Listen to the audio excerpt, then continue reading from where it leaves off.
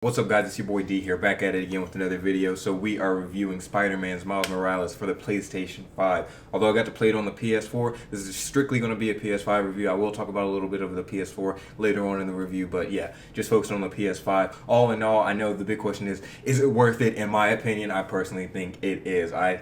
Believe all the hype you saw in those trailers, because I know everybody's been hyping it up more and more because we've gotten some dope-ass trailers, some dope suits, and everything like that, and I personally believe it lives up to the hype. And being able to play it, I've played it on the PS4 now. I played it on the hardest mode on PS5, and although I loved it on the PS4, it is such a big difference on the PS5. It is game changing, and you know, of course it's going to be a big difference, especially for mine coming from the PlayStation 4, where mine is the actual 2013 version. I got mine for Christmas, and if you want to check out my unboxing video, I do a little bit of comparisons between the two, so check that out. Leave a link in the description below. But yeah, it was just such a huge difference in my opinion. Like, although it did look beautiful and crisp on the PS4, when I just turned on the PS5, got that 4K going, got everything going, it was just, man, beautiful. It felt like an actual, it felt like I was within Into the Spider-Verse or something. That's the best way I can put it. Like, the detail, the design, everything was crisp. The ray tracing, just everything was amazing. And I do want to remind you guys, like, you know, Sony and everybody, the creative directors, did say that although this is a standalone game, it is about 10 to 12 hours, depending on the difficulty you play, depending on if you're 100%ing it and all that. So all those are factors into it, but it is a shorter game compared to the 2018 Spider-Man. So don't go in there thinking you're going to get a 30-hour plus game. No, this is more of a linear story. This is more just focused on one of Miles's hopefully to come many stories. But this is just one story. This is more about him really coming into his own, going into the last couple chapters of his hero's journey. Although it started into the original Spider-Man in the original game, this is just taking it to that next level. So when the next couple games in the series do drop, he's going to be the ultimate Spider-Man he can be in terms of Miles Morales, and I'm excited for people to see it. So I really enjoyed the story overall. I thought it was a great personal story. A very, I want to say, I've talked about this previously, but it feels more like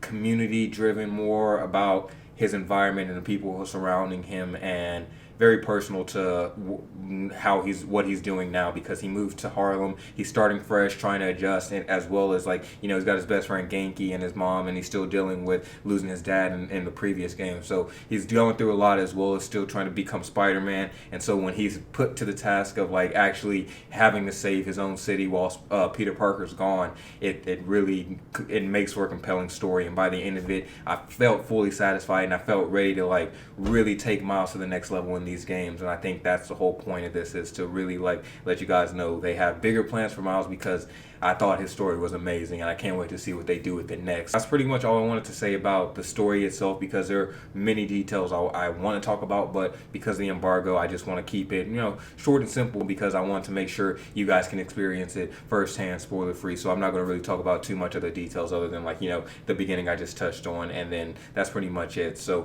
I'll have, like, B-roll, you know, assets and stuff playing, but it won't show too many details. And as you can see, you guys got to see some of the gameplay trailer from a little bit in the first act of the game, so I'll keep it to that. Just story-wise, although it is shorter, it feels longer in a way, and I feel like there's a lot of replayability about it. Like I just said, I played it already on the PS4, played it on the PS5, and now I'm playing it on the PS5 again on New Game Plus mode, so I'm pretty excited to jump into what all those things have to offer. As far as action on the PS5, man, it was incredible. Like, playing it on the DualSense controller was like no other. It really felt like I was truly one with Miles. Like, we were in sync. I specifically remember playing the 2018 version of Spider-Man, and when you first jump out the window and you see New York, and you're swinging, you start your first swing, and you're just like, damn, we're really here. This is beautiful as hell. And I had that same exact experience when I was playing with Miles. And all in all, the story itself was dope. Action on a whole nother level, and it was so cool. Like, especially when you start to incorporate his other powers, because they do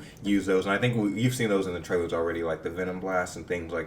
Just besides the action, whole nother level. Like, it vividly beautiful when you do those finisher moves. Like, you know, you can do those in the original game, but when you do those with Miles, like I said again, those little characteristic details, the way he slides in and out of those finisher moves is so dope, and it's so nice. It's Man, this game is so good. But another thing real quick is just the suits themselves. There's some dope suits throughout the game. As you can see, there's the Into the Spider-Verse suit, and the another, like, just, it's so cool how well the detail to the suit works compared to the actual game, and how they contrast each other. Like, it adds, like, especially when you're doing the Into the Spider-Verse suit and you're doing a couple of the other suits, it really adds depth and layers to how the ray tracing, and I think I'm using that term correctly, but just how everything looks inside the game, because it's so cool to see the graphics, the motions of an Into the Spider-Verse type animation compared to the living and breathing city that is this game that has been produced on this console. So I thought how they've weaving the suits into the game and how they